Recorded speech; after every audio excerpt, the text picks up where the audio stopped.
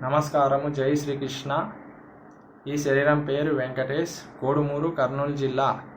త్రిమత ఏకైక గురువు, ఆధ్యాత్మిక సామ్రాజ్య చక్రవర్తి, శతాధిక గ్రంథకర్త, సంచలనాత్మక రచయిత, త్రైత సిద్ధాంత ఆదికర్త, హిందూ జ్ఞాన ధర్మ ప్రదాత, శ్రీ శ్రీ శ్రీ ఆచార్య ప్రబోధానంద యోగీశ్వరుల వారి పాదపద్మములకు నమస్కరించుకుంటూ స్వామివారు రచించినటువంటి నిగూఢ తత్వార్థ బోధినిలోని 102వ పద్యము. వాని గాననోడు వాడు కానే కాడు, వానిలోని వాడు వాడు సుమ్ము, వానిగన్న వాడు వాడు తా యోగిరా, విశ్వదాభిరామ వినురవేమ. ఈ పద్యము మూడాత్మల జ్ఞానాన్ని తెలియజేసినది. మూడాత్మలను తెలియనిదే ఎవడు సంపూర్ణ జ్ఞాని కాలేడు. మూడాత్మలలో ముఖ్యముగా మధ్యాత్మను తెలిసి, మధ్యాత్మ జ్ఞానమంతయు సంపూర్ణంగా తెలిసి, మధ్యాత్మతో యోగము కలయిక వలన సర్వకర్మ కాలిపోయి జీవాత్మ పరమాత్మల ఐక్యమగు విధానంను తెలియజేశారు. సంపూర్ణ జ్ఞాని అయిన వాడు యోగి అయి సర్వకర్మలో అయినటువంటి పాపపుణ్యములను ఆధ్యాత్మిక జ్ఞానంను ఆచరించడం వలన కర్మ అంతయు కాలిపోయి పరమాత్మలో ఐక్యమగు విధానం తెలియజేశారు. ఈ పద్యము యొక్క వివరము. వాని గాననోడు వాడు కానే కాడు అనగా ఆత్మను తెలియని జీవాత్మ పరమాత్మగా మారలేడు అని.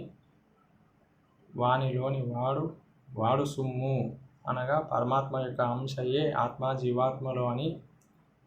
వానిగన్న వాడు వాడు తా యోగిరా, ఆత్మను సంపూర్ణంగా తెలిసినవాడు, ఆత్మజ్ఞానము సంపూర్ణముగా తెలిసినవాడు యోగి అయి, సంపూర్ణ జ్ఞాని అయి, సంపూర్ణ యోగి అయి కర్మను నశింపజేసుకొని పరమాత్మలో ఐక్యమవునని తెలియజేశాడు. ఈ పద్యం యొక్క చివరి మకుటము విశ్వదాభిరామ వినురవేమ యొక్క వివరము. విశ్వద అనగా సర్వదారి అయినటువంటి, అణువణువున వ్యాపించినటువంటి, సూది మోపను సందు లేకుండా అంతటా నిండినటువంటి పరమాత్మయని. అభిరామ అనగా గొప్పదైన ఆత్మ అని. ఆత్మ శరీరంలో అణువణువున వ్యాపించి ఉండి శరీరాన్ని కర్మ ప్రకారం నడిపిస్తూ జీవుని సుఖదుఖములు అనుభవింపజేయుచున్న ఆత్మను అభిరామ అని. వినురవేమ అనగా ఈ త్రైత సిద్ధాంత జ్ఞానము తెలియవలసింది జీవాత్మయే కావున జీవాత్మను వినవలెనని వినురవేమ అని తెలియజేశారు. జీవాత్మ యొక్క స్థానము 3 గుణములలో ఏదో ఒక గుణభాగంలో కర్మ ప్రకారం ఉంటూ సుఖదుఖములను అనుభవిస్తున్నాడు.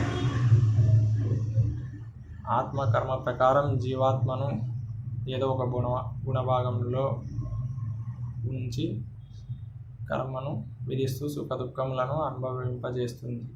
ఆ జీవాత్మ జ్ఞానం తెలిసి 4వ భాగమైన యోగంలో పొందడం వలన సర్వకర్మలు నశించి పరమాత్మలో ఐక్యమై తిరిగి జన్మలకు పోకుండా నిత్యము పరమాత్మలోనే ఉండిపోవునని ఈ పద్యం యొక్క వివరము. నమస్కారం. జై శ్రీకృష్ణ.